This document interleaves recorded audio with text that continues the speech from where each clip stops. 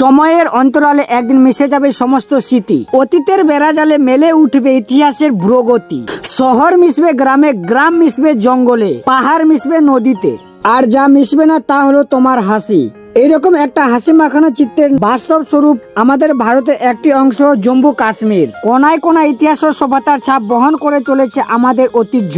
আজ ভ্রমণ করতে চলেছি কাশ্মীর, যা সবার কাছে একটা স্বপ্নের ডেস্টিনেশন। সাক্ষী হব এমন সব জায়গা যা মন ও শিরায় জাগিয়ে তুলবে বাঁচার রসদ। আপনি যদি পশ্চিমবঙ্গের মানুষ হয়ে থাকেন তাহলে অবশ্যই কমেন্টে জানাবেন, আর এই ভিডিওটি বেশি বেশি করে শেয়ার করবেন। এখানে চারিপাশে চাট্টানের মতন দাঁড়িয়ে রয়েছে বড় বড় পাহাড়, একদম সবুজে ভরা। এই দৃশ্য যে কাশ্মীরে দেখা সম্ভব আমি নিজের চোখে না দেখলে বিশ্বাসই করতে পারতাম না। যাই হোক, সবাই চিন্তা ভাবনা করে যে কাশ্মীর ঘুরতে গেলে প্রচুর টাকা খরচ হবে, আর আমাকে দেখেন আমি পায়ে হেঁটে নিয়ে চলে আসলাম কাশ্মীর ঘুরতে। ইচ্ছা থাকলে সব কাজে করা সম্ভব বস। আহারে কি দৃশ্য, মন ভুলানো দৃশ্য। কাশ্মীরকে পৃথিবীর ভূস্বর্গ বলা হয়, হয়তো এটা আপনিও জানেন।